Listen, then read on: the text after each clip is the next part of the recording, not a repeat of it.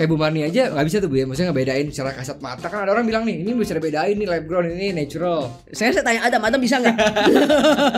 Nggak bisa. Emang nggak bisa.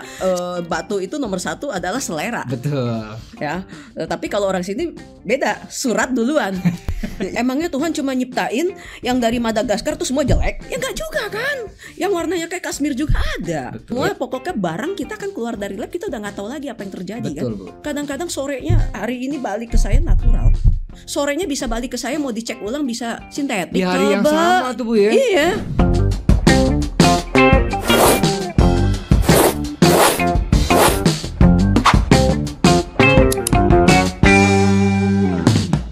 Ibu Sumarni Paramita. Halo. Kayaknya kalau Bu Marni saya nggak perlu perkenalkan lah Bu. Penonton channel ini kalau nggak tahu Bu Marni berarti kamu kurang lama kamu ya di dunia batu Bu. Apa kabar Bu Marni? Baik gimana? Ini satu kehormatan dan saya jujur senang banget. Makasih juga udah ngundang juga. Bener, saya jujur senang karena Bu Marni luangin waktu di hari istirahat. Maunya datang capek-capek ke sini Bu. Ya. Sekali lagi makasih Bu Marni. Sama-sama udah bersedia ngundang saya ya. Iya Bu, satu kehormatan. Bu Marni katanya kemarin habis cedera Bu Marni. Oh ya biasalah, kalau saya cedera olahraga lah ya. Bu Marni ini atlet loh, atlet profesional nggak sih jatuhnya Bu? Iya jatuhnya profesional. Ya, Cuma kan? saya bagian yang kettlebell yang buat yang weightlifting. Iya. Ya maklum lah, udah umur 51 masih ini celamitan. Jadi akhirannya ya cedera. Apa bahunya Bu Marni? Bahunya ligamennya putus. Ya Allah. Tapi terapi masih kan? Terapi masih sampai sekarang. Ngangkat juga udah mulai masih. Saya lihat kemarin di Instagram udah mulai ngangkat. Iya udah mulai ngangkat, disuruh sama rehabnya. Iya. Berarti udah berapa lama cedera ini Bu Marni? Ya kira-kira 5-6 bulan deh. Aduh, tapi kemarin nggak operasi ya? Nggak, syukurnya saya nggak harus operasi, jadi saya harus nguatin otot-otot saya yang lain, biar biar ini tulangnya nggak lepas lagi, jadi nyanggah ke belakang. Jadi putus tuh berarti lepas gitu? Iya lepas, putus, ininya putus. Jadi tulangnya ini jatuh ke bawah. Itu waktu baru lagi angkat berarti? Bukan. Saya jatuh pertamanya. Habis jatuh pertamanya, habis itu saya pikir saya udah sembuh. Saya kegiatan lah kayak biasa ya. Ya berenang lah 1 jam, apalah segala macam, ngangkat-ngangkat lah. Ya hari itu mungkin saya lagi capek, saya pikir saya udah pulih nih. Saya ngangkat lah besi, saya snatch, nggak taunya pas ngangkat bunyi krek gitu, tulangnya jatuh lagi. Aduh. Saya MRI, pas saya MRI langsung deh. Totally ligament rupture, jadi totally putus kan. Bukan cuma bukan dislokasi aja, putus. Ini putus, supraspinatusnya juga putus, infranya juga bukan putus robek grade 2. Jadi makanya di MRI itu rehabnya udah bilang, dokter rehabnya ini seperti baca cerita horor katanya. Oh ya? Ya. Jadi ya di sela-sela saya cedera juga, saya mesti ngajar, saya juga mesti nge-lab. Ya udah terusin aja. Namanya tetap hidup aktivitas. Ya tetap aktivitas. Tapi bisa tanpa operasi Bu ya, berarti ya bisa balik ya? Bisa. Di tapi, ini dong, di apa namanya? ya sempet dipakein ini apa namanya gips kayak nggak gips kayak yang digantung itu. Okay. Yang kaki hang gitu. Cuma sebentar aja. Itu sebenarnya buat jaga-jaga tuh maksudnya biar nggak kesenggol orang. Kalau kesenggol saya juga nggak pede tadinya, kesenggol kan takut copot. Jadi saya pakai aja, jadi dekat-dekat orang udah jauh-jauh sendiri kan. Ini sisi lain Bu Marni. Jadi Bu Marni itu yang kita kenal kan sebagai gemologis, jauh senior saya ya, tapi juga atlet yang gemar berolahraga Bu Marni. Bu Marni cerita sedikit soal Bu Marni ya kan. Kemarin saya nonton sedikit live Bang Anas. Bu Marni AGL itu kan dari tahun 83 ya. Iya, aku dari tahun 83 dari almarhum Papa Mahardi ya pertamanya. Boleh ceritain Bu Marni? Boleh. Kami buka lab tuh dari Pak Mahardi. Jadi almarhum ayah saya tahun 83. Setelah itu beliau buka Institut Gemologi Paramita, yaitu tahun 87 ya. Nah, dari situ ya kita dengan ya sebenarnya alatnya juga nggak seadanya karena memang udah di basically dari GIA, karena kebetulan ayah saya lulusan dari GIA tahun 81 di Santa Monica. 81 di Amerika berarti Bu ya? Iya, di Amerika, di Santa Monica-nya. Nah, jadi dia sudah menerapkan sistem untuk pemeriksaannya berdasarkan dari alat-alat GIA saat itu. Ya, saat itu ya. Iya, saat itu betul. Saat itu. Jadi ya kita masih simple lah ya, bikin sertifikatnya juga masih simple, segala macamnya juga ya masih dalam keadaan yang ya tidak seperti sekarang inilah ya, yang lebih modern ya gitu. Jadi ya kita ngikutin perkembangan sampai saya ikut beliau juga tahun 92 ya, saya udah praktek sama Pak Mahardi sendiri. Jadi saya udah belajar juga sama Pak Mahardi dari tahun 91 malah. Terus 92 saya kerja, habis itu tahun 94 saya pergi sekolah. Oh, jadi Bu Marni nyari pengalaman dulu belajar. Ya, saya ambil dulu di di Institut Gemologi Paramita ya di tempat bapak saya, tapi ya tahu sendiri ya kalau ayah sendiri yang ngajar kadang-kadang ya ya kadang-kadang ya suka inilah argumen kayak gitu ya. Iya. Jadi tapi saya tetap belajar sampai sekitaran 2-3 tahun sama ayah saya. Habis itu saya langsung pergi berangkat ke GIA. Waktu itu GIA-nya di Thailand ya. Waktu itu di Thailand tahun 94. Habis itu saya langsung ngambil AIGS juga. Waktu Lanjut itu kan, langsung tuh Bu. Di tahun yang sama. Oh, tahun sama ya. Tahun yang sama. Jadi paginya saya di JS, sorenya saya di IIJS. Oh, itu ada kelas sore berarti ya? Iya, ya. dia ada kelas sore. IIJS waktu itu ada kelas sore dan GIA waktu itu saya ambil kelas pagi. Jadi saya ngambil pagi di GIA, sore di IIJS. Jadi estafet Bu ya, biar estafet, sekalian. Ya, langsung sekaligus. Jadi saya ambil semuanya, program GG sudah lengkap semua. AIGS saya ambil semua kecuali yang Diamond saya nggak ambil di AIGS karena saya udah ngambil kan di GIA udah langsung. Ya baru abis itu baru saya pulang baru bantuin ayah saya juga sih kebetulan di situ jadi junior analis dulu ya. Nah, abis itu baru deh saya langsung itu sampai tahun 2009 ya berarti sampai ayah saya meninggal kan 2009. Ya saya terusin aja terus gitu seperti itu. Jadi waktu ayah Bu Marni meninggal itu IGP AGL itu sudah berjalan Bu Marni ya. Udah berjalan. Estafet meneruskan ya. Estafet meneruskan sama adik-adik saya juga waktu itu. Bukan waktu itu, sampai sekarang masih. Berapa bersaudara Bu Marni? Saya ada 4. Semua gemologis Bu Marni? Semuanya gemologis. Wow, Bu Felicia ya satu ya. Satu ada Leticia, satu Leticia ada ya. Leticia, satu Delvina. Satu lagi Isabel. Cuma ya itu kalau yang 2 ini lagi on off ngurusin anak. Wajar, jadi kadang Bu, wajar. Ya, jadi kadang datang ke kantor, kadang ya, tapi kalau lagi dibutuhkan semua pada datang. Terus ada saudara angkat saya juga yang namanya Grace Rosali juga anak angkat bapak saya itu juga gemologis juga. Itu juga bantu kita dari tahun 1997. Dari 1997. Wow, ini keluarga gemologis nih Bu, bisa tukar pikiran pasti enak Bu. Ya kita kan emang dari almarhum bapak sama ayahnya Adam kan memang dari dulu kan ini kan kawan baik kan. Betul. Dari dulu kan jadi memang kita juga dari dulu memang udah berhubungan lama ya, kita udah puluhan tahun juga ya. Bukannya kenal papa saya juga udah lebih dulu daripada kenal saya kan. Iya, waktu itu Adam masih kecil kali ya. Masih kecil. Saya kan lahirnya 91. Oh 91? Iya. Oh berarti saya udah kerja, Adam masih ngedot susu. Bener masih kecil. Saya baru jadi Gemolog 2011 kan. 2010 lah, lulus kan 2010. Iya. 2011 buka. Oh ya waktu itu saya diundang waktu Adam pembukaan ya. Grand opening. Grand opening. Itu waktu itu berarti Bapak udah nggak ada. Udah nggak ada ya kan. Waktu itu sama almarhum Jesse ya. Om Jesse betul. Iya. Gitu. Juga 2008 kan. 2018 meninggal. 2018 ya. Bu Marni bicara soal IGP Bu Marni. Nah, menarik nih kan IGP itu kan salah satu kursus ya untuk kita kursus ya. Boleh Marni sharing sedikit buat teman-teman tahu kalau mau belajar batu permata untuk awal mungkin bisa tuh di IGP buat nambah knowledge tentang batu gitu kan. Ya, jadi gini, IGP itu kan didirikan oleh almarhum. Jadi itu namanya kan Institut Gemologi Paramita. Nah, jadi di situ adalah untuk kursus ya. Kita lebih menekankannya untuk kursus singkat.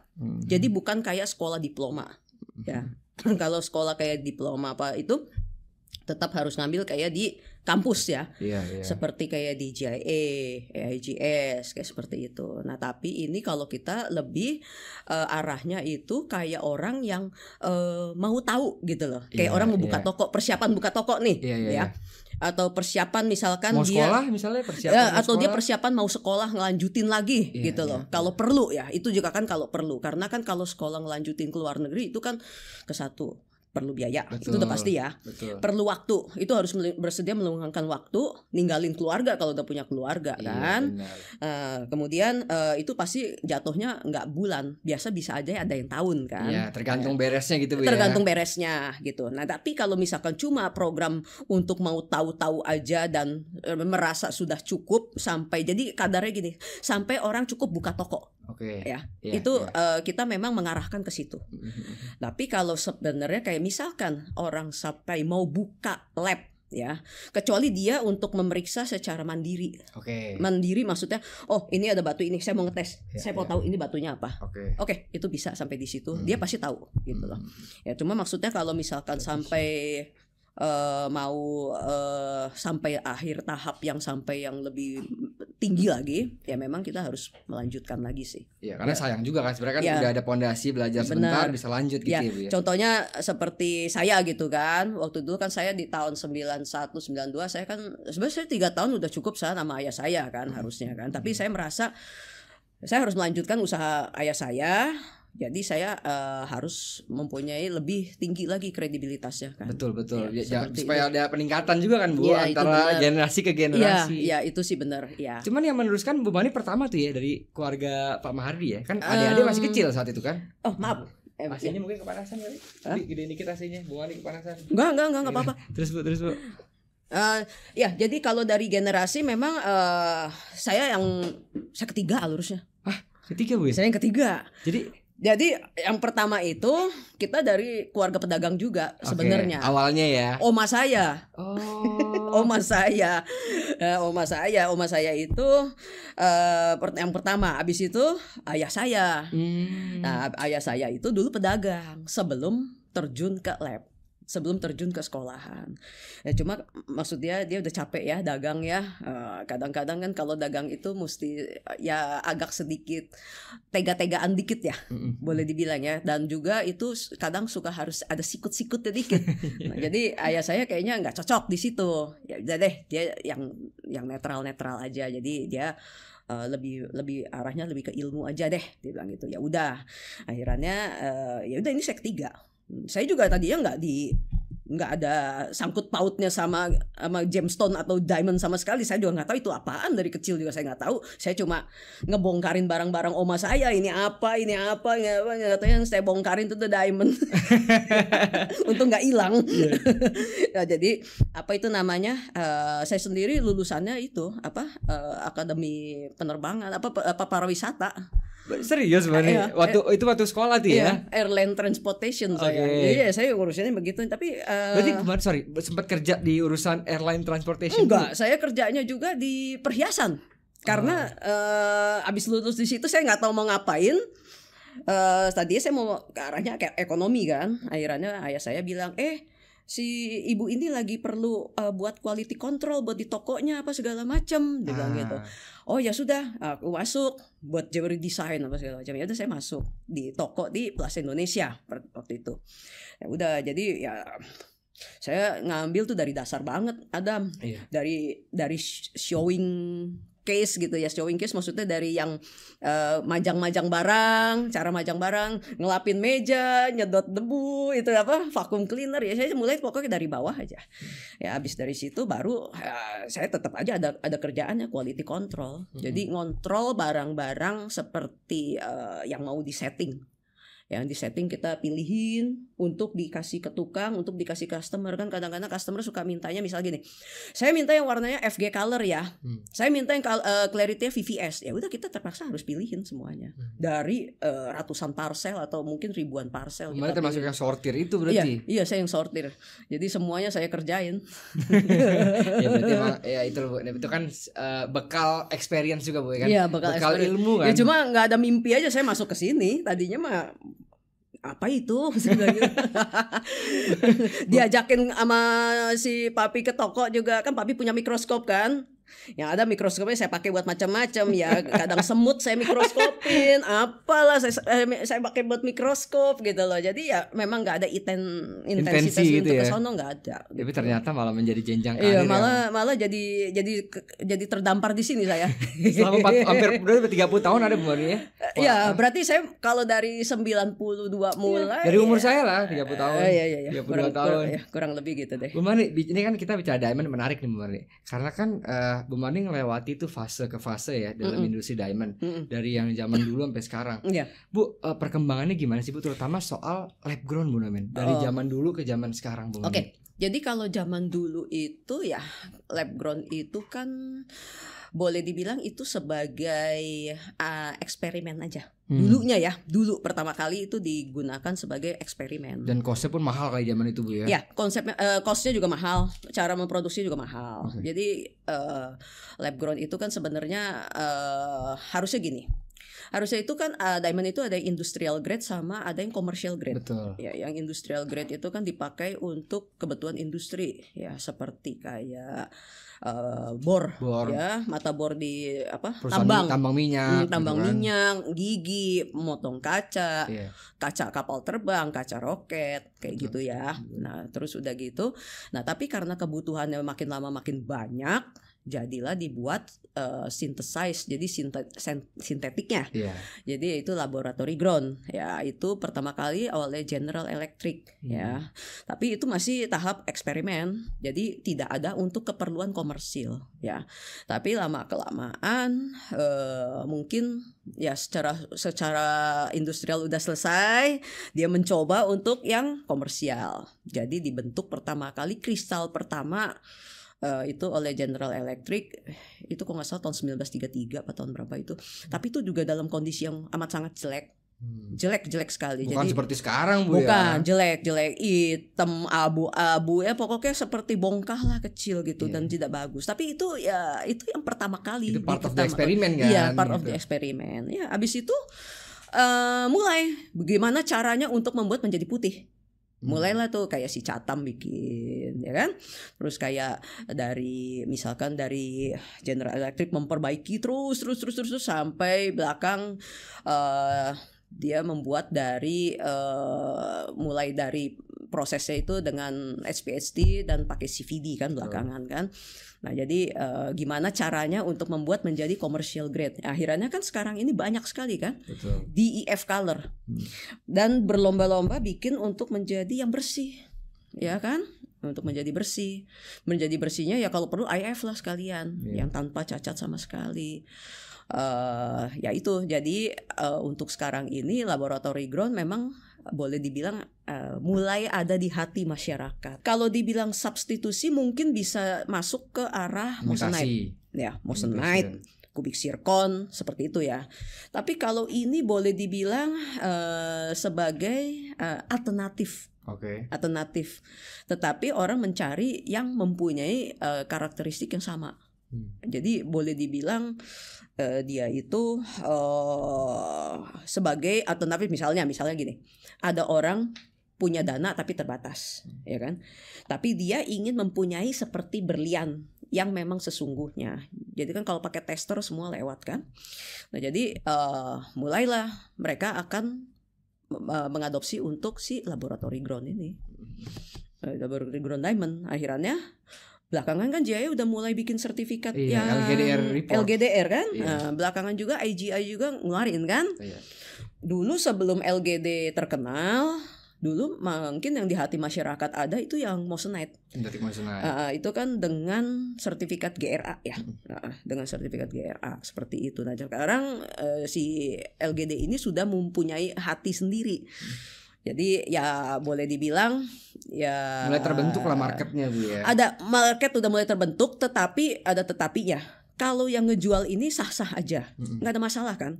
Kita mau jualan apapun sah. Betul. Yang penting kan kita kasih tahu ini bahwa ini yang kita jual adalah ini.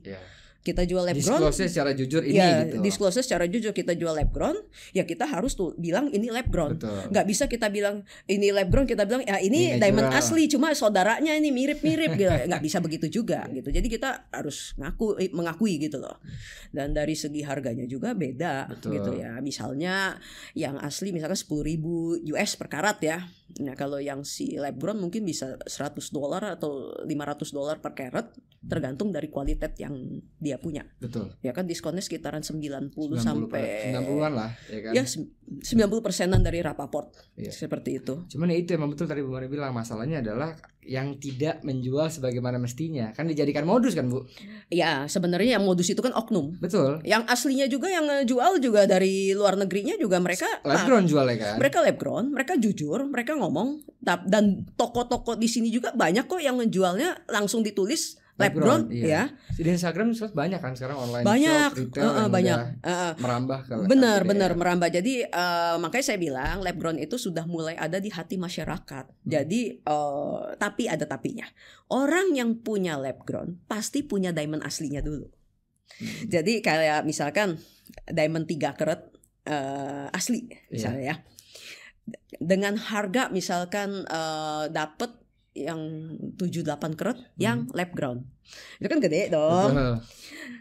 Kadang-kadang orang ada yang takut make yang asli kalau mau pergi-pergi kan. Iya, Iya bener nggak? Bener. Contohnya ada teman saya cuci tangan akhirnya hilang itu, kelupaan diambil 3 karat.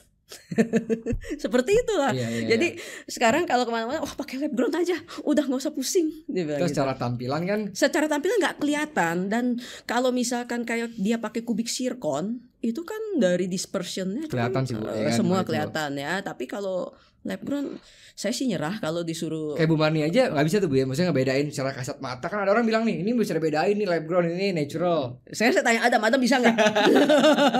Nggak bisa. Emang nggak bisa. Saya juga nggak akan bisa kalau menggunakan dengan kasat mata ya. Mau secara dispersion semua sama. Ini beda dengan batu permata gitu, Bu ya. Ya. Kalau batu permata, ruby, safir ya urusannya ya beda lagi sendiri ya. Betul. Ini kan urusannya berlian, jadi semua tampilan sama semua gitu loh. Seperti itu. Industri yang berkembang banget ya, Bu Marni ya.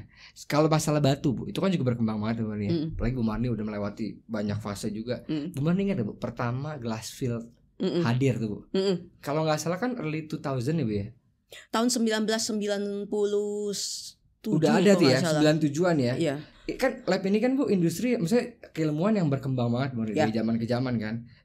Bu Marni bisa cerita sedikit nggak gimana dulu tuh, Bu, pertama kali ketemu Glassfield di lab? Pasti kan kayak suatu hal yang baru tuh, Bu. Kalau Ya. Bu Marni bisa inget ya, Ya. boleh di-share sama kita, Bu. Sebenarnya gini, kalau soal kayak Glassfield itu kan sebenarnya sama aja seperti kayak emerald ya. Emerald itu kan pakai optikon kan. Betul. Jadi cirinya kan memang sama seperti Flash kayak effect gitu. ya kayak flash effect-nya semua sama ya. Cuma masalahnya kan ini batunya di ruby ya. Ruby itu kan termasuk material yang baru untuk dijadikan Glassfield. Betul. Dan juga ruby ini agak sensitif. Sensitif tuh dalam arti ada apa dikit langsung semuanya heboh. Bener kan? Iya kan? Nah, kalau emerald hebohnya itu nggak seberapa heboh. Tapi kalau ruby, safir, diamond, nah ada sedikit begitu langsung heboh. Termasuk kan diamond yang sebenarnya Glassfield. Jadi kayak apa itu namanya clarity enhancement ya, fracture fill. Jadi Fracture sebenarnya fill, ini ya. ruby juga kan fracture fill. Nah cuma masalahnya si Glassfield ini zaman dulu memang pertama-tama kita memang udah curiga. Cuma kita memang tulisnya sebagai karena bahasanya saat itu kan sebagai additives ya. Jadi kita tulisnya ada additivesnya gitu ya, additives. Nah, belakangan baru kita tulisnya ya heating sama filling. Karena memang ada di heating dulu supaya menjadi kayak glass bodinya Bisa masuk juga. bisa gitu masuk kan. kan, dia pakai bismuth kan, pakai lead glass kan. Nah, baru bisa dimasukin fillingnya itu gitu kan. Nah, jadi makanya kita sebut di situ heating and filling gitu. Baru kita ada penyeragaman kata-kata gitu. Nah, paling kalau di lab-lab yang di luar negeri itu ya penyeragaman kata-kata aja. Mungkin mereka masih menggunakan karena belum banyak ya. Jadi kayak misalkan di misalnya contoh di GIT apa, Gublin apa, GRS apa itu kadang-kadang bahasanya nggak ada yang sama. Beda-beda Bu ya. Beda-beda. GIA juga lain lagi sendiri, ya kan? GIA yang paling vulgar biasanya, langsung blok aja. Jadi kita menggunakan bahasa yang memang jelas, tapi ya tidak sampai membuat orang shock. Gitu. Ya jadi kita emang gunain apalagi hal yang baru saat itu apalagi hal yang baru memang, tapi tetap akan kita tulis gitu, akan kita tulis seperti itu. Tapi makin ke belakang baru ada penyeragaman kata-kata, lead glass gitu lead glass fill. Ya pokoknya ada yang itu ada keterangan lagi kan, sertifikatnya pasti pas dibalik ada keterangan betul. Tulisan kan. Dan tiap lab bisa beda-beda tuh Bu ya istilah itu kan. Iya, jadi kita nggak bisa juga nyeragami, misalnya Adam harus sama saya saya harus sama Adam harus sama lab lain sono sini, kayaknya saya rasa nggak begitu juga betul, ya. Betul. Jadi yang penting intinya sama. Dan semua arti kata-katanya itu kan ada di belakang sertifikat semua. Iya, penting buat dibaca dan dipahami Bu ya. Iya. Makanya kalau punya sertifikat kadang-kadang kalau cuma dapat kopinya doang kan, kadang suka orang dapat kopinya doang berarti kan cuma dapat halaman depan kan. Nah coba minta di fotokopi juga di bagian belakang, jadi bisa tahu ada keterangan sertifikatnya apa itu, bahasanya ada di situ semua ya. Kayak misalkan keterangannya kalau di Adam kan HA itu kan heatingnya pakai boraks kan. Flux, nah kalau di saya langsung heating additional by apa ada saya nulis ada lagi sendiri gitu loh. Tapi intinya sama. Ya intinya sama. Intinya sama. Kayak misalkan HBE heating beryllium kayak gitu-gitu, itu sama semua penyeragaman lah kalau beryllium lah ya, seperti itu. Kenapa saya tanya, karena saya tertarik Bu. Saya aja ngalamin baru, maksudnya dari 2011 sampai sekarang aja udah ada perkembangan Bu yang tadinya kita belum bisa lihat sampai akhirnya kita bisa teliti kan. Apalagi Bu Marni yang udah berpuluh tahun. Ya itu termasuk beryllium juga kan Bu Marni? Termasuk beryllium. Beryllium itu ada dari tahun 1990. Sama 1999 juga kan. Ya itu kan asal muasalnya kan juga dari Thailand juga. Betul. Ya kan? Ya, itu dari situ juga. Nah, pada saat itu pertama kali lab-lab, saya rasa semua lab kena kali ya. AIGS. GRS juga dulu internal migration tulisnya. Iya, AIGS terus mana semuanya kena semua. GIA juga kena. Iya. Dia cuma bilangnya ya editif saja biasa, nggak sebagai yang gimana gitu loh. Nah, belakangan baru ketahuan bahwa itu ketambahan beryllium. Nah, barulah ditulis HBE. Nah, itu kan ada penyeragaman kata-kata. Dibilang labnya salah? Enggak, labnya enggak salah. Karena apa? Karena teknologi saat itu juga kan dan penyeragaman kata-kata itu kan berbeda-beda pada saat itu ya. Jadi ya kita nggak bisa nyalain labnya. Oh, gara-gara si lab A ini ngikutin lab A dari internasional, aku jadi salah. Lab B dari internasional, aku jadi salah. Ya nggak begitu juga, karena kan setiap tahun itu semua pesat Bu ya perkembangannya. Kayak antivirus deh. Ya kan? Kalau kita nggak ngupdate antivirus kan kita punya komputer tetap kebobolan kan? Betul. Ya sama kayak gitu juga. Ini itu banyak masyarakat yang kadang-kadang sulit banget untuk menerima fakta itu Bu. Iya benar. Jadi ya memang yang kadang-kadang yang disalahin labnya ya. Nah, jadi ya saya bilang ya nggak bisa nyalain labnya juga. Lab raksasa ya, seperti kita kan juga bukan lab raksasa. Betul. Ya. Yang raksasa dari kita kan banyak ya. Kayak raksasa aja mengalami itu Bu ya. Iya, lab raksasa aja mengalami itu. Sekarang coba lab raksasa, contohnya ya, saya ambil contoh GIA ya. Kita grading diamond pada saat itu tahun 81, misalkan tahun 83 kita di grading dapatnya misalkan Garuda G color. Kita balik lagi. Pada saat itu juga kan nggak ada ini. Balik lagi bisa beda kok hasilnya. Biarpun sama-sama GIA. Ya kan? Ya karena kan kita nggak tahu yang nge-grading itu siapa. Iya, apalagi mungkin ada ratusan orang Bu ya, ribuan bahkan. Ribuan. Ya kita kan nggak tahu dapat yang mana. Kalau kadang-kadang ada 3 sertifikat ya. Ya saya sih ambil contoh kayak dari GIA. 3-3-nya warnanya G, Garuda. Ya G. Salah satunya G-nya itu memang benar-benar G. Yang satunya harusnya F, dikasih G. Yang satunya G harusnya H, kenapa dikasih G? Ya kan kita nggak tahu kita dapat yang mana. Emang labnya kong kali kong sama kita? Ya nggak juga. Ya kita kan nggak tahu kita diarahin ke yang mana. Ya si ini dapat kan? Nah sekarang kalau dapat yang sudah lama di trading itu lebih toleransinya itu lebih banyak.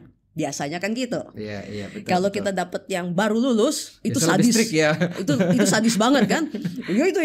Itu sadis. Nah, ada lagi yang memang fleksibel ya sudah fleksibel gitu. Jadi kita nggak tahu. Jadi makanya kadang-kadang ya biarpun sama labnya kadang-kadang bisa aja belum Berbeda, tentu Bu, ya? berbeda ya kayak gitu. Sebenarnya kalau grade warna berlian atau quality Bu, sebenarnya toleransinya berapa sih plus minusnya Bu? Yang kurang lebih sebenarnya nggak salah, itu sama-sama aja. Plus minus 1 lah Satu harusnya. ya? Plus minus 1 karena 1 itu bisa kadang-kadang ya pengaruh lampu 1. Pengaruh sampel, master colornya Bu? Pengaruh master color nggak juga sih karena itu stabil ya, stagnan ya. Kalau saya bilang sih pengaruh lampu atau kondisi gradernya saat itu bisa aja. Oke. Misalkan gradernya lagi flu, oh itu ngelihatnya bisa ngaco. Ngaco itu dalam arti Ya nggak fokus lah gitu kan. ya nggak fokus, ngelihatnya kayak kuning aja. Iya. Kayak gitu. Ya seperti itu. Jadi banyak sekali kondisi-kondisi yang ada di lapangan ya kayak gitu. Banyak faktornya ya Bu Marni Banyak ya. faktor, iya itu banyak faktor. Iya, saya juga kemarin dapat kan berapa orang bawa sertifikat JAE Bu, dicek ke kita gitu kan. Ada satu Bu bahkan JAE kasih fluorescence non. Saya cek medium blue Bu. Ya. Tapi saya cek datanya sama berliannya. Ya, sama kita juga pernah nemuin kayak gitu. Kita cek harusnya memangnya cumanya dia tulisnya faint blue malah. Oke. Di saya strong blue. Strongnya mestinya bener-bener strong. Berarti common ini Bu ya. Nah iya makanya jadi ya kita nggak bisa nyalain, mau nyalain siapa coba. Iya nggak bisa. Yang penting kalau buat saya barangnya sama dengan sertifikatnya. Itu yang paling penting ya. Intinya itu aja. Karena apa? Karena ya tapi kita jelasin gitu. Karena apa? Karena ya itu saya bilang ukuran bisa aja berbeda tapi kan ada toleransi. Mungkin alat ukurnya beda. Ya kan? Ya kalau untuk lampu ya mungkin kondisi lampu boklamnya saat itu kenapa kan kita nggak tahu. Ya kan? Nah, terus kondisi atmosfer di situ juga kan saya nggak tahu gimana. Kondisi gradernya lagi sakit apa enggak kan kita juga nggak tahu. Nah, terus udah gitu ya itu. Jadi yang penting barangnya itu sama. Kan kita nyocokin kan nggak cuma 1 2 3 macam ya. Kita kan nyocokin banyak faktor ya. Yang penting gitu aja sih, barangnya sama. Sisanya ya tinggal kalau kamu mau beli kertas ya silahkan beli kertasnya. Jadi usahakan ya gimana pun lihat dulu barangnya Bu. Iya, memang banyak sih contoh-contoh kayak gitu. Kayak misalkan triple excellent gitu ya, triple excellent barangnya itu misalkan hardship gitu ya. Tapi kalau kita lihat barangnya hardshipnya kok kayak lebar banget ininya sayapnya gitu. Harusnya yang cakep itu kayak kuping Mickey Mouse ya. Iya. Ya, ini kok gendut gitu seperti ini ya. Nah kita juga ya saya cuma bilang aja ini sih di sertifikat tertulis triple excellent, segalanya sudah masuk. Jadi terpulang lagi selera maunya yang kayak gimana. Mau yang triangle-nya gendut, mau triangle-nya kuping Mickey Mouse atau yang kurus kayak kuaci. Ya silahkan dipilih kan. Itu kan udah di luar dari saya. Saya cuma menyocokkan barangnya sesuai sama sertifikat. Sisanya terserah Anda. Benar. Ya kan? Yang punya duit kan Anda, yang mau beli Anda. Jadi Anda yang silahkan kalau Anda senang bentuknya silahkan dibeli. Benar. Kalau sekarang JAE malah yang saya tahu dia nggak ada cut grade untuk fancy kan Bu ya. Fancy cut itu biasanya cuma ada simetri sama polis Bu, dikosongin sama JAE Bu. Saya nggak tahu dari kapan ya. Saya nggak tahu dari kapan. Saya berapa kali lihat berarti emang nggak ada gitu. Tapi ada juga sih yang triple excellent. Ada Bu ya? Ada. Saya pernah temu yang triple excellent itu. Bener-bener triple excellent. Tapi ya itu gosokannya kok gendut banget kesininya gitu loh. Lebar gitu loh. Jadi kayak bulking kan. Kalau round kan enak ya, triple excellent ya udah hard and narrow kelihatan, itu kan bisa jadi patokan. Kalau round itu memang gampang sekali dilihat. Betul. Tinggal kita lihat aja biarpun triple excellent tapi kita lihat lagi table-nya. Table-nya itu selera orang Asia beda sama orang beda-beda ya Bu ya. Ya, selera orang Asia sama Eropa tuh beda. Orang Asia tuh demen yang table-nya itu nggak terlalu lebar, yang masih oke deh, sekitaran 57% masih oke ya. Nah, kalau orang Eropa mungkin seneng yang agak lebaran lagi dikit seperti itu. Jadi mesti baca selera pasar juga. Tapi bukannya bilang tidak masuk triple excellent, masuk triple excellent. Ya semuanya terpulang dari selera masing-masing. Berarti selera itu bukan hanya di diamond, bukan cuma di diamond, di batu juga ada kan Bu Arni? Ada, batu terutama. Kalau nomor 1 saya rasa batu itu nomor 1 adalah selera. Betul. Ya, tapi kalau orang sini beda, surat duluan.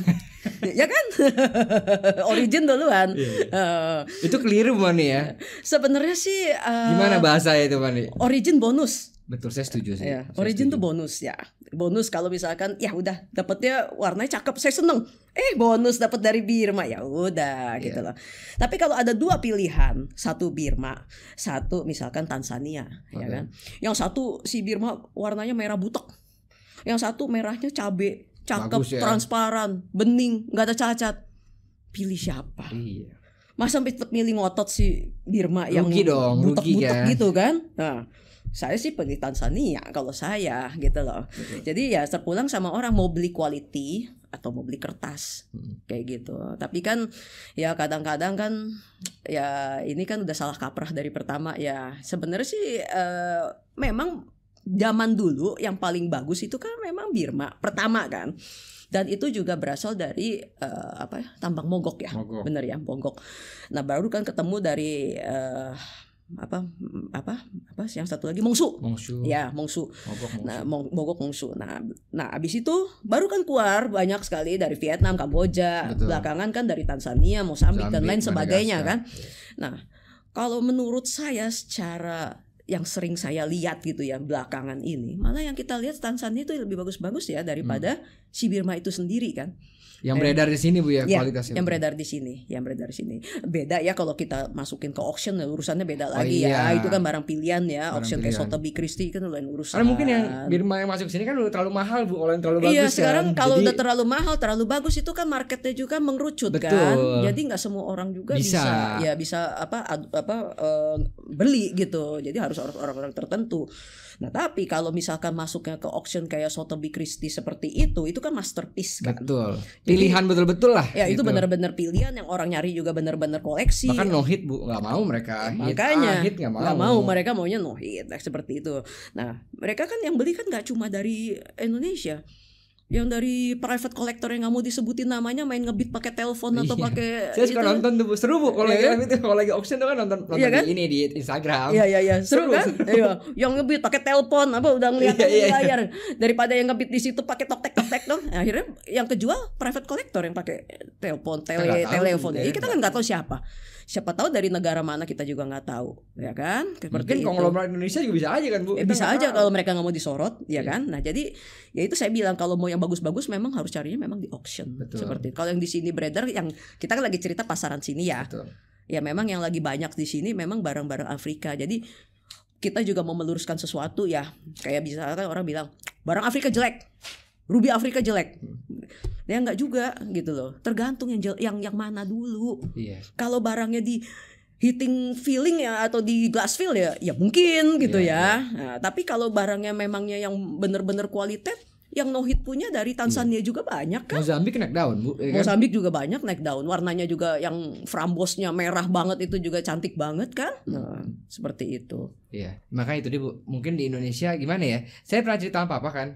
Saya tanya, misalnya kenapa di Indonesia kok stigma tentang origin ini melekat banget? Ya dulu karena mungkin pedagang-pedagang dari luar Bu jualannya mempromosikan negaranya gitu loh Bu. Datang ke Indonesia, ini barang Sri Lanka paling bagus, Madagaskar jelek, akhirnya terbentuk persepsi origin. Ya, itu seperti itu. Jadi kayaknya orang tuh sambil minum ya. Minum Bu. Hampir ngerujak Bu, enggak jangan. Enggak. Aduh. Jadi apa tuh namanya? Orang itu jadi udah terdidik jadi udah melekat. Emerald yang bagus dari Colombia, ruby yang bagus dari Birma, safir yang bagus dari Kashmir, apalagi topaz yang bagus dari Brazil, kayak gitu kan. Aquamarine yang bagus dari Brazil. Tapi sebenarnya kan sekarang negara Afrika juga kan banyak kan? Banyak Bu, banyak kan? Banget. Iya. Kalau kayak jamrud itu yang dari Panzir juga banyak kan, yang Afghanistan itu malah bagus-bagus kan. Vivid, masuk green nyala ini. Sampai transparannya bagus, clarity-nya bagus, ya kan. Terus yang dari Zambia yang bagus juga bagus. Betul. Zimbabwe yang bagus. Jadi memang apa itu namanya ya kita juga serba sulit ya dari jadi gemologis ya. Jadi kita kita juga susah juga kita mau bilang A tapi yang punya duit mau bayarnya yang minta yang itu ya susah kan. Betul. Kadang-kadang kita ditempatkan di posisi yang sulit Bu. Kita kan meriksa, kita temukan misalnya indikasi kuat barang ini dari Madagaskar misalnya Bu. Tapi warnanya birunya fresh. Orang nggak terima Bu, biru fresh mana ada Madagaskar, pasti Sri Lanka dong. Iya itu makanya saya bilang Emangnya Tuhan cuma nyiptain yang dari Madagaskar tuh semua jelek? Ya enggak juga kan.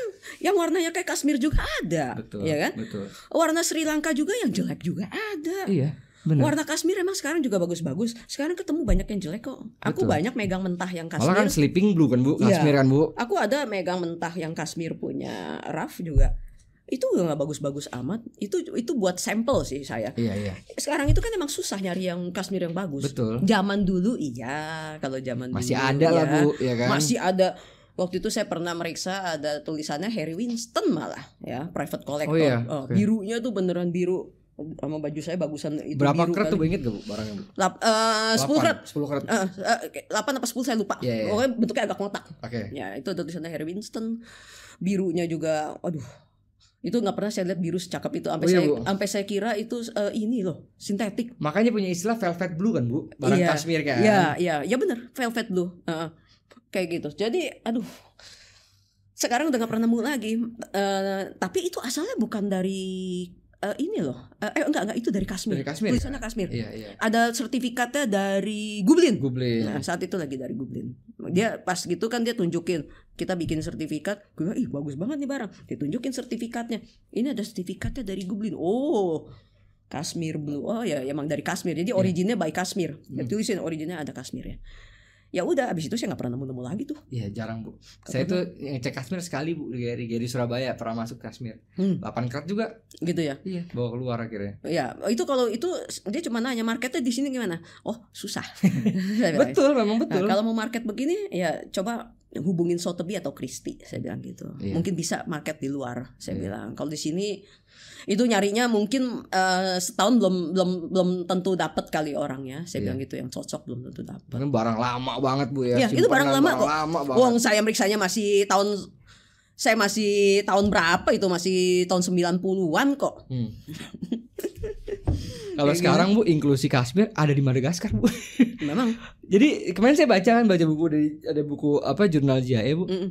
Madagaskar ini Bu, ada inklusi yang mirip Kashmir, Ya. ada inklusi mirip Sri Lanka, Mm-mm. ada inklusi mirip Burma Bu. Nah, itu yang saya bilang, kadang-kadang origin itu kalau by inclusion itu memang kadang-kadang suka overlapping. Karena apa? Karena memang ada cacat yang memang mirip-mirip sekali. Kayak contohnya nih,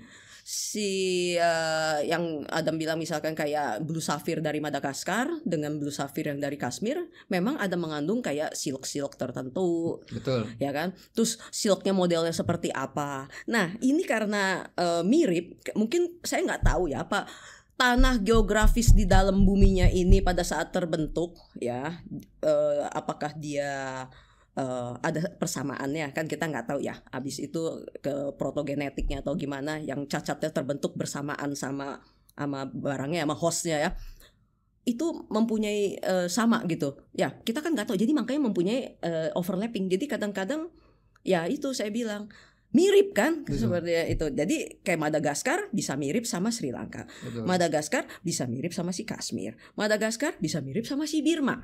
Jadi ini bunglon nih satu. Ya kan? Karena ada Bu sertifikat Gublin, GRS sama SSCF Bu. Satu Madagaskar, satu Burma, satu Kashmir, satu Sri Lanka, satu Burma. Iya, Tapi ya. kalau Madagaskar ini ya beda case ya. Tapi ada Bu emang origin seperti itu. Ya, yang saya juga pernah nemuin gini nih. Ruby dari mentahnya dibelah dua. Satu keluar Burma, yang satu keluar Sri Lanka. Dari mentah tuh Bu ya. Dari mentah dibelah dua. Nah, jadi kodok itu gimana? Nah, jadi ya udah, yang Burma itu bisa jual harga tinggi, yang Sri Lanka itu ya so-so, jual biasa-biasa. Padahal yang punya kebetulan gitu kan, kita kenal dealernya kan. Padahal itu dari satu mentah, I cut from the one rough. Satu masukin itu, ini kenapa jadi keluar begini? Udahlah, nggak apa-apa. Jadi yang satu bisa jual tinggi. Akhirnya gitu. gimana tuh? Udah. Ya udah, satu yang Burma bisa jual harga tinggi, yang Sri Lanka ya harga Sri Lanka so-so, bukannya jeblok. Tapi sebenarnya itu barang dari mana Bu jadi Bu? Sebenarnya. Sebenarnya Iya. dari Burma. Dari Burma ya. Iya, dari Burma, dari satu mentah. Berarti bisa juga kan Bu karakter Sri Lanka dan Burma. Ya itu saya bilang, Iya. jadi ada yang mirip, mungkin ada bagian yang mana terpotong. Iya. Kalau udah ada bagian mana terpotong, otomatis kan kita tidak bisa melihat inklusinya itu secara jelas. Betul. Kayak misalkan kristal dari Burma, Mestinya bundar kayak gimana. Iya. Karena gara-gara kepotong jadi separoh. Jadi Iya, orang iya. lihat oh ini kayak Sri Lanka, itu kayak Sri Lanka gitu. Berarti kan lab di seluruh dunia ini mengalami hal yang sama, Bu. Saya semua sebenarnya sama. Jadi makanya semua lab itu bakal nulis based on our opinion. Coba lihat deh di Betul. semua origin.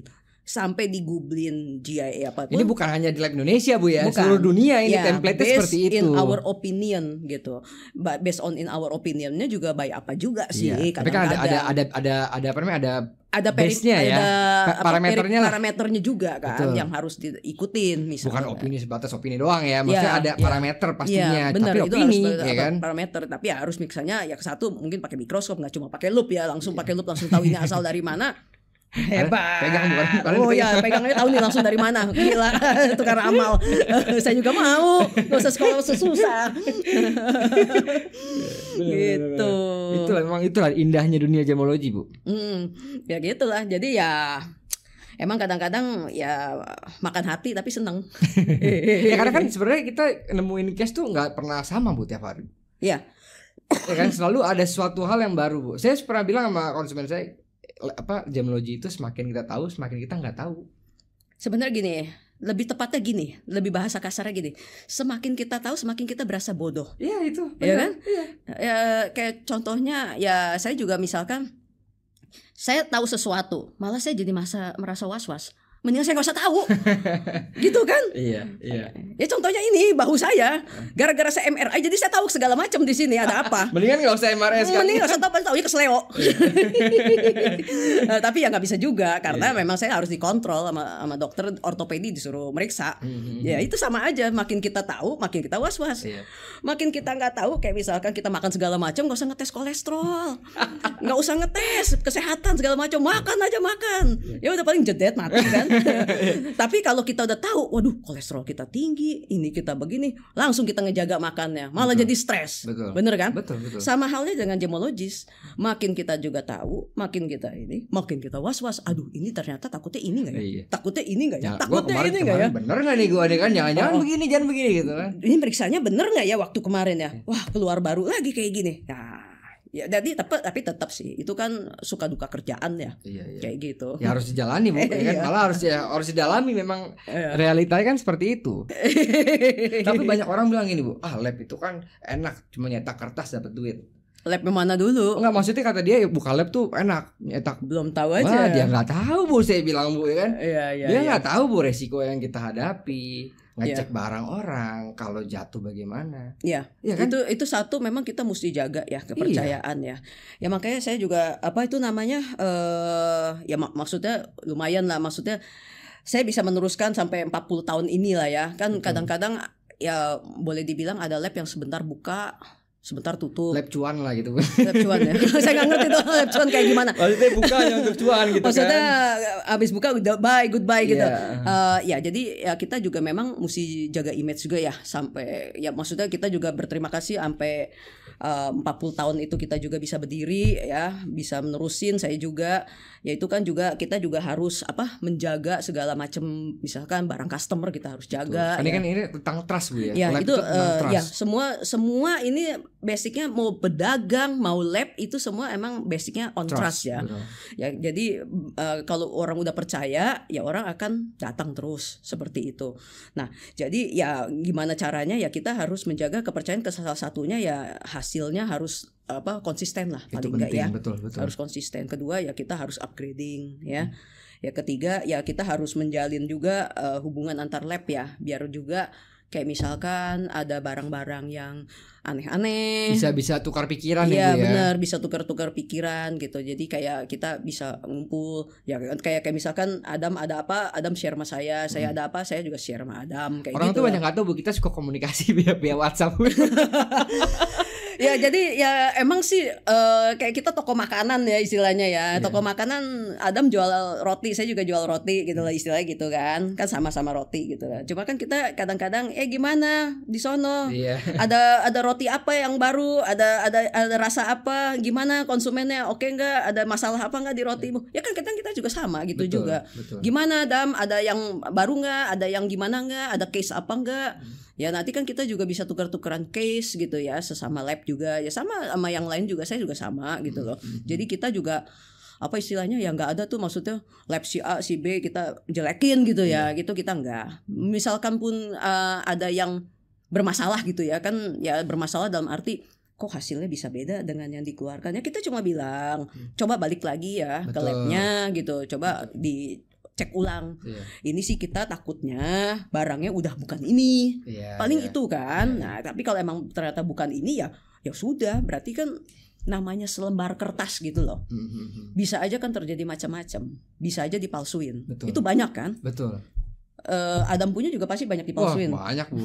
Sama malah sekarang juga. modusnya Bu bukan dipalsu Bu, sertifikatnya asli, batunya aspal. Ya, jadi itu. Batunya ya kayak diamond Bu, batunya dibentuk. Batunya di recreate lagi kan? Iya. Ya sama. Sekarang yang sertifikat dari internasional juga sama begitu juga kan. Nah, sertifikat diamondnya benar, bisa dicek di database. Di scan keluar. Aku gitu punya kan. juga bisa dicek di database keluar. Aku punya bisa di scan barcode juga keluar. Ternyata barangnya udah bukan ini. Iya. Jadi harusnya barangnya handphone berubah menjadi gelas gitu kan. Nah jadi ya itu saya bilang emang bukan nyalahin lab ya, kita nggak bisa nyalahin. Semua pokoknya barang kita kan keluar dari lab, kita udah nggak tahu lagi apa yang terjadi. Betul, kan. Bu. Kayak kita keluar dari bank, mau kata bilang kita hilang selembar, emang kita udah nggak bisa apa-apa. Kita nggak bisa ngomong apa-apa kan. Iya. Kalau kita di depan teller kita lain urusan gitu kan, Adam ya.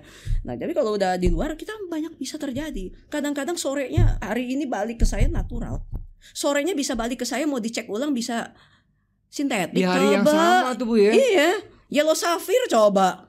Tadinya jadi tapi bentuknya natural. Semua mirip Bu. Nggak mirip. Ada timbangannya ada beda 1-2 poin. Tapi bentuk cuttingnya sama. Sama. Berarti niat itu Bu. Niat banget. Iya kan? Ya, orangnya udah jadi beli katanya. Terus orangnya mau cek ulang. Ternyata barangnya beda. Ya gitu loh. Jadi memodus ini. Modus banget. Iya, makanya saya bilang biarpun udah ada sertifikat dari manapun lah ya. Dicek aja ya kan, Di recheck aja, nggak ada salahnya apakah barangnya masih sama apa enggak, apa segala macam. Karena kalau kita ngetes di database, ya pertama kan emang kita ngetes dulu di database ya. Keluar nggak hari itu ya? Iya. Kalau memang keluar hari itu, oke. Berarti benar ternyata memang dari sini. Cuma kalau barangnya masih sama atau enggak, ya itu yang mesti ditelaah lagi, bener nggak? Iya. Kayak gitu. Iya, Banyak lah bisa terjadi macam-macam. Iya, dan banyak yang kena itu Bu yang awam banget Bu.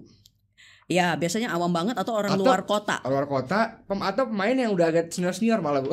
Iya. Kalau yang muda-muda gitu biasa main batu biasanya masih lebih aware Bu. Ini kayaknya palsu sertifikatnya atau ini batu beda. Iya kadang-kadang mereka suka males ngecek atau apa gitu ya. Saya pernah ngetes Bu kan. Jadi bahkan landing page kita pernah dipalsu Bu. Jadi kalau scan barcode kan muncul tuh Gary Lab, masuk dong ke website kita kan. Ini muncul landing page-nya tapi bukan Gary Lab. Oh iya sama, saya punya juga pernah kan? Pernah digituin juga. Saya ngetes Bu ke Pak Ayu sama Pak Upi. Dua-duanya ngangeh. Oh. Ini asli ini ada database. Ini nih ya, bayangin. Jadi kayak kita dipancing ke tempat lain kan? Ya. Iya. Saya bilang lihat tuh ini yang orang kita aja bisa kena apalagi orang lain. Akhirnya kita mesti bisa edukasi Nah aja, itu Bu. Sertifikat diamond saya juga yang dipalsuin juga kayak gitu. Ada barcode di scan, larinya ya itu ke tempat lain.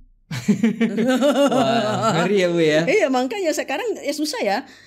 Apa artinya selembar kertas sedangkan uang aja bisa dipalsu, yang canggih yang punya ada tali air sama ultraviolet. Apalagi cuma ya. Mau kita udah secanggih apapun. GIA juga apa kurang canggih? GIA itu canggih banget. Parah Bu. Ya kan? Sampai kita lihat ya GIA di UV-nya segelnya apa di segala macam, ada segel yang mesti pakai ultraviolet, terus melihat lagi di dalam ininya tetap aja dipalsu. Iya. Apalagi kita gitu loh. Apalagi kita. Jadi yang paling aman ya harus dicek kembali keabsahannya, ya dibawa balik barangnya. Ya, itu kan kode nilai besar gitu loh.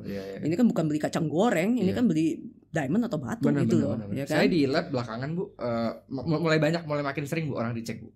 Mungkin orang makin tersadarkan sama potensi-potensi penipuan yang ada gitu. Iya sama. Ini juga orang banyakkan juga kayak orang udah punya GIA atau HRD atau dari IGI. Biasa mereka mau dicek ulang apakah barangnya sama nggak sama sertifikatnya. Seperti gitu. Udah umum tuh Bu ya. Udah umum banget. Karena banyak juga sih kayak kemarin ini ada kasus di IGI juga merilis bahwa dia nemuin ada sertifikat GIA, barangnya gede, berapa belas karat deh. Barangnya itu lab ground, tapi di GIA dikeluarinnya natural. Nah, ya itulah biasa usut punya usut ya, sertifikatnya ya bener, mungkin barang yang udah dipalsuin. Barangnya yang beda. Ya, seperti itu. Jadi langsung dikasih lab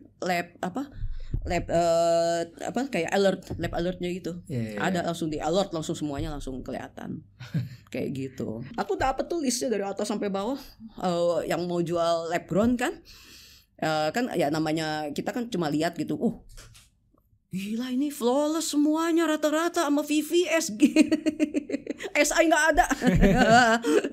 Udah mulai jarang Bu ya lab grown yang SI gitu Bu. Nggak ada, jarang banget. Sekarang banyak kan yang paling jelek aja VS. Ya karena yang harganya juga mungkin udah terjangkau Bu ya. Terjangkau banget. Ya. Sekarang orang udah nyari yang flawless aja udah terjangkau untuk diambil sama VVS. Ngapain kita cari yang jelek gitu loh? Iya. Otomatis yang jelek jadi nggak ada peminatnya kan. Gitu. Kita sih sekarang ini sih syukur-syukur yang lab grown itu sih sekarang udah nggak terlalu banyak masalah sih. Yang sekarang banyak masalahnya yaitu banyak orang yang kejeblos sama sertifikat palsu itu. Iya. Cuma itu aja sih. Kemarin terakhir Bu, saya pengen karena saya kemarin ngebahas juga sama Mas Nugroho soal asosiasi gemologis. Karena ini salah satu pertanyaan yang sering banget masuk ke saya Bu. Kenapa sih nggak ada asosiasi gemologis atau kapan dibuat itu? Menurut Bu Marni memungkinkan nggak sih Bu kita bentuk asosiasi gemologis? Sebenarnya sih semua apapun ya saya rasa sebenarnya akan lebih baik kalau dibangun sih dibentuk asosiasi ya. Orang apa istilahnya memasak aja ada asosiasinya, ya kan? Bener kan? Iya. Sekarang apa namanya yang hobi binatang aja juga ada asosiasinya, ada komunitasnya gitu loh. Betul. Jadi sebenarnya perlu juga, cuma masalahnya kan pemerintah kan belum menyentuh sampai ke sini kan. Dan juga mungkin kalau dibentuk asosiasi kan itu harus ada standarisasi dulu nomor satu kan. Paling penting itu kan. Ya, standarisasi. Sekarang siapa yang mau menetapkan standar dan siapa yang ngerti untuk menetapkan standar dan apa yang harus dilakukan untuk masuk ke standar itu kan pasti akan jadi pertanyaan. Dan siapa pengujinya? Itu kan pasti kan. Nah masalahnya kan ini kan mungkin boleh dibilang ini bidang yang tidak menguntungkan kali ya untuk yang atas-atas kali ya. Nah jadi sampai sekarang itu belum tersentuh. Dari tahun 80-an kayaknya nggak ada itu asosiasi sampai sekarang. Paling kita pernah ya dulu yang ngumpul ngebahas. Ya sebahas itu aja tapi kan. Sama kayak bahas-bahas ini kalau kita bentuk kayak perkumpulan asosiasi gemologi seperti apa gimana gitu. Ya sebenarnya sih bagus juga ya. Ya cuma masalahnya ya itu kalau cuma abis ngobrol-ngobrol abis itu kita goodbye semua abis itu kembali ke kesibukan masing-masing. Salah satu faktor pertama itu kesibukan sih Bu. Semua saya yakin punya kesibukan yang kadang-kadang sibuk banget Bu. Saya Bu Marni saya tahu lah sibuknya gimana. Sama semua juga sibuk lah, nggak mungkin juga kalau lagi ngecek juga nganggur kan. Asosiasi kan kita perlu luangkan waktu yang nggak sebentar loh Bu, karena mesti digodok Bu. Kayak saya punya ide untuk asosiasi Bu. Saya untuk ide saya itu gini Bu, kita mengklasifikasikan misalnya ke point based system. Misalnya itu masuk klasifikasi pertama grade A, grade B, grade C. Kita bisa atur Bu, lab dengan peralatan sekian, dengan lulusan sekian dapat poin berapa. Ya Bu, lab yang belum ada poin berapa, lab yang belum banget poinnya berapa. Jadi kita bukan mengeliminasi semua lab, kan banyak lab yang bahkan mungkin juga tanda kutip kurang jelas Bu ya. Tapi kita nggak eliminasi, kita advokasi bahkan nih, lu masuk di sini, lu bisa naik loh. Gimana caranya? Oh lu improve ini, lu tingkatkan ini, ntar lu bisa naik. Tapi pertanyaannya Bu, permasalahannya mungkin nggak dilakukan untuk membentuk itu semua. Nah itu untuk mengatur seperti ini kan pasti ada tantangan ya. Betul. Dan pasti ada rintangan, itu udah pasti. Dan pasti ada halangan, itu udah pasti.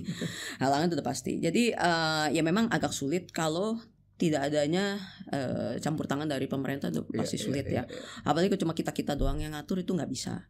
Ya paling ya kalau dengan kondisi seperti ini ya kita kan nggak tahu ini mau sampai berapa tahun lagi juga ya. Makin lama kan masyarakat juga kan makin teredukasi kan. Betul. Mereka juga akan memilih kan. Seleksi alam lah Bu ya. Ya berarti ya mau gak mau selama masih belum ada asosiasi yang diatur oleh pemerintah ya, contohnya ya kan dokter aja juga ada yang ngatur ID kan. Nah kita kan juga belum ada kan. Nah kalau kita bikin sendiri, kita ngatur sendiri, emang mau yang lain diatur sama kita? Belum tentu kan? Belum tentu. Nah, yang ada terjadi apa? Pertentangan dan berantem. Iya. Ya kan? Lu punya wewenang apa? Lu punya otoritas ngapain apa? ngatur-ngatur? Perut nasi saya, ngapain kamu injek-injek? Nah, khawatirnya itu juga kan. Iya. Orang bilangnya oh ini mah masalah perut nih jadinya gitu. Jadi makanya saya bilang dari dulu kan, kalau bisa memang kita nggak bisa ngatur, tapi ya mau gimana, biarkan nanti customer sendiri yang akan memilih, itu seleksi alam. Siapa yang nanti masih dapat kepercayaan, ya dia akan terus. Dia yang bertahan. Dia akan bertahan. Yang mana yang tidak udah dipercaya, ya sudah nanti juga akan gugur dengan sendirinya. Paling cuma seperti itu aja ya, nggak bisa cara lain. Kalau sementara ini gitu loh. Ya, daripada kita juga membangun permusuhan, kita kan semua kan kita rangkul, ya kan? Ya si A, si B, si C kita kan kenal ya banyak ya. Tapi ya udah, jadi ya udah paling gitu aja. Ya selama 40 tahun ini juga kan saya juga nggak ada asosiasi. Yang ada juga saya mau nggak mau saya berkolaborasi. Misalkan saya ngikut di alumni siapa, saya ngikut di fellow siapa, saya ngikut di konsorsium lab mana gitu. Paling cuma itu aja. Ya kita mengupgrade diri kita sendiri aja. Sementara masih belum kan. Ya. Betul. Kan ada melihat sendiri dari zaman bapak saya sampai saya aja sendiri udah 30 tahunan, hampir 30 tahun. Ya. Sama 10 tahun itu nggak ada asosiasi apa-apa. Yang ada malah lab mana yang itu banyak yang tutup sendiri juga. Jatuh apa berguguran ya? Berguguran, ya waktu itu kan ada beberapa banyak loh. Dulu lu tuh apa sih lab itu Bu? Zaman dulu Bu? Ibu ingat gak Bu? Tahun-tahun 90-an gitu Bu? Aduh, saya kayaknya Agel doang ya Bu? Enggak Bu? Ada beberapa, cuma saya lupa ya. Ada siapa juga ya? Tapi nggak banyak Bu ya? Ada Pak Faruk. Oh Pak Faruk juga buka dulu. Ada Pak Faruk, terus ada adiknya Pak Faruk ya, Bu Santi apa? Ya kayak gitu-gitu. Tapi saya lupa nama lab-labnya apa. Jadi ada sih beberapa, cuma karena beliau meninggal, terus Bu Santi juga meninggal, ya mungkin nggak ada penerus, jadi tutup gitu ya. Terus juga ada lab-lab lain kayak misalkan dulu siapa ya di Gajah Mada dulu ada banyak ya, saya nggak inget sih. Sempat juga berarti Bu ya, ada beberapa lab gitu, terus akhirnya tutup. Iya, akhirnya mereka tutup berdasarkan karena mungkin nggak ada yang jagain, mau jaga anak, mau apalah, gimana lah, seperti itu. Atau mungkin ada yang udah nggak dipercaya, ada yang apa, ya kita juga udah nggak tahu ya. Waktu itu sih banyak sih, cuma saya juga nggak terlalu perhatiin gitu loh. Saya fokus itu aja, karena kan itu kan saya keluar, saya udah nggak terlalu ini lagi. Kayak gitu. Sebenarnya kita tuh bisa lihat Bu, industri batu lagi rame atau sepi dari jumlah lab yang ada Bu. Sekarang jumlah lab lagi banyak Bu, karena malah lagi banyak ya. Ini Bu, komersial quality tapi. Jadi trennya saat ini Bu, batu-batu medium up. Ini saya ngobrol ya beberapa ini berdasarkan obrolan dengan pedagang-pedagang main batu medium up, lagi slow Bu. Lagi slow karena harga beli di sana mahal, daya beli kita lagi kurang.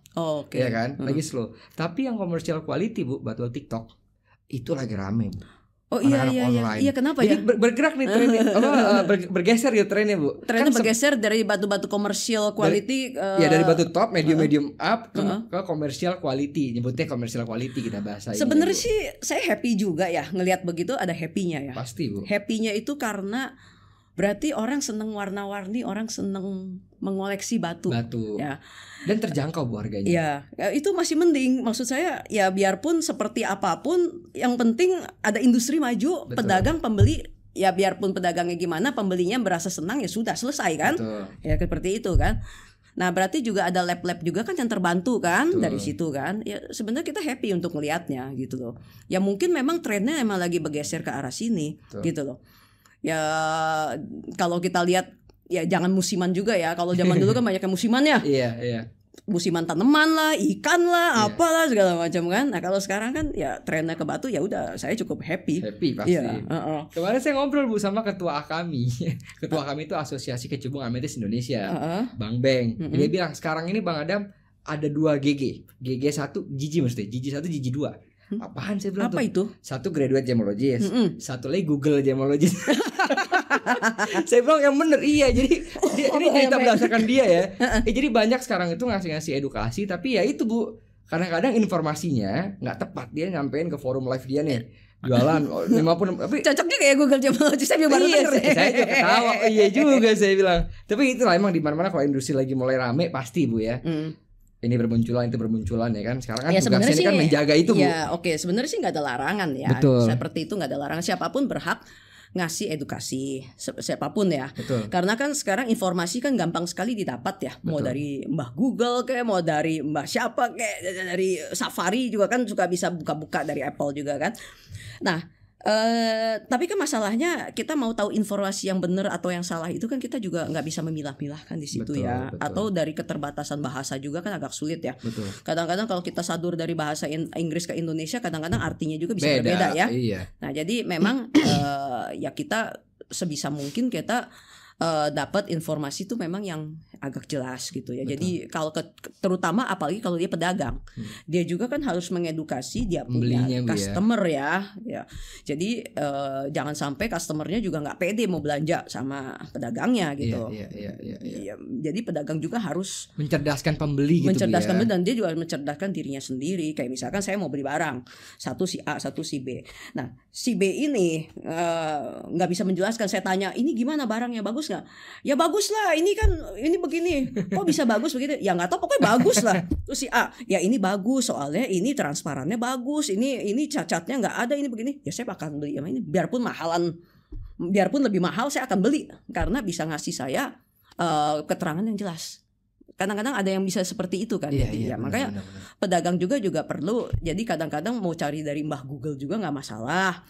Tapi ya mohon di recheck kembali ininya, apa itu namanya, informasi yang didapat itu benar apa enggak gitu. Jadi kadang-kadang kalau mentah-mentah ditelan ngasih satu ngawur kayak pesan berantai gitu loh. Iya.